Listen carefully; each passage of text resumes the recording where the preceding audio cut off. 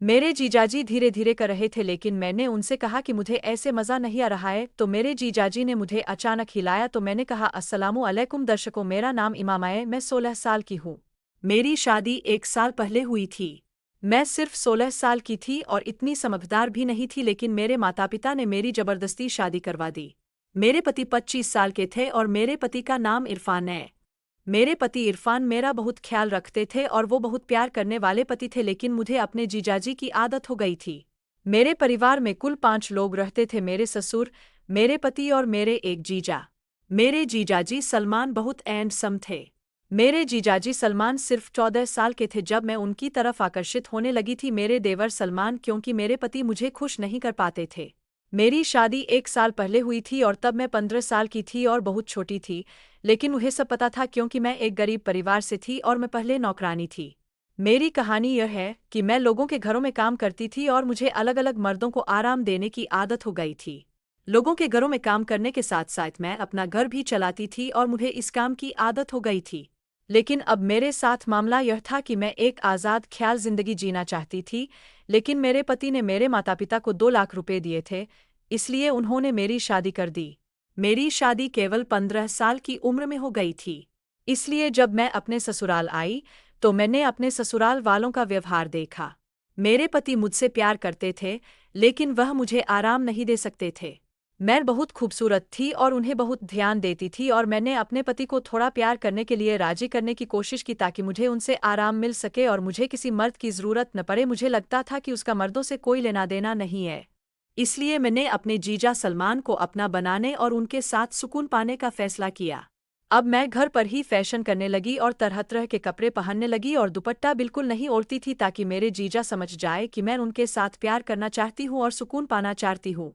मेरे जीजा अक्सर मेरे बगल में बैठते थे, तो मैं जानबूझकर उनके बगल में बैठ जाती और दूसरी तरफ उनका मुँह करके खड़ी हो जाती ताकि वो मेरी पहाड़ियों को देख सकें और मेरे पीछे की पहाड़ियों को देखकर वो मेरे साथ प्यार करने के लिए राजी हो जाते। कभी कभी मैं उन्हें अपने सामने रखी चीजें भी दिखाती और वो उन्हें देखकर काफी संतुष्ट हो जाते और फिर तैयार हो जाते। लेकिन अब तक उन्होंने मुझे प्यार नहीं किया था और न ही उन्होंने मुझे ऐसा करने के लिए कहा था। अब मैं उन्हें समय देना चाहती थी और इस काम के लिए मनाना चाहती थी, लेकिन पता नहीं क्यों मेरे जीजा सलमान मेरे साथ थे। वो बहुत शर्मीले थे।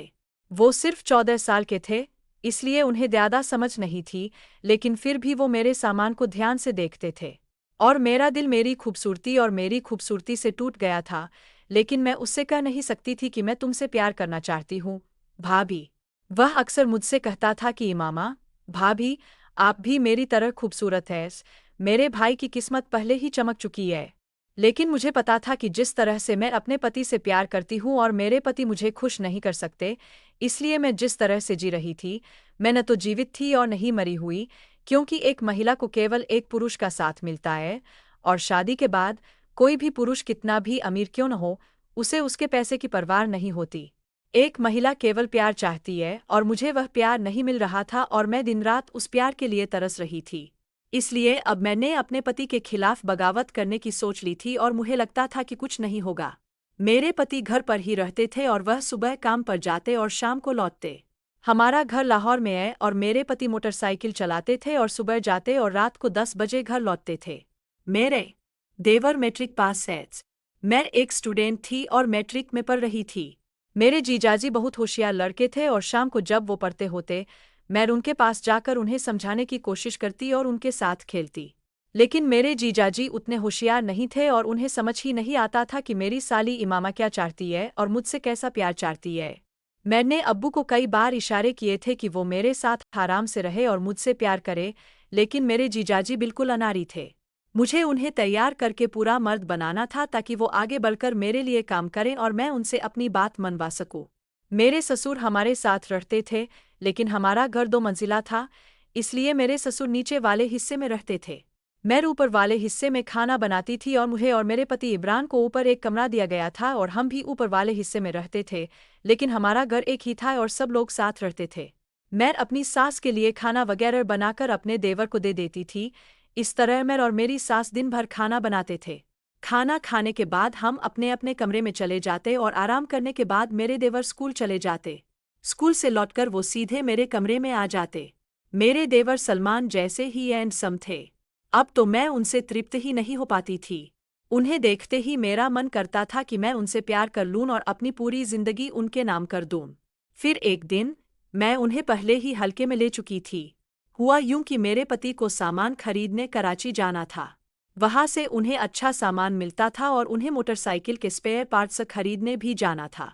तो मेरे पति 4 दिनों के लिए कराची गए थे। अब मैं अपने पति की दीवानी हो गई थी क्योंकि मैं अपने देवर के साथ सब कुछ करना चाहती थी। तो मेरे पति ने मुझे मौका दिया। जब वो कराची जाते तो मैं शाम को अपने देवर को अपने कमरे में ले जाती और उनके साथ रंगलियां मनाती।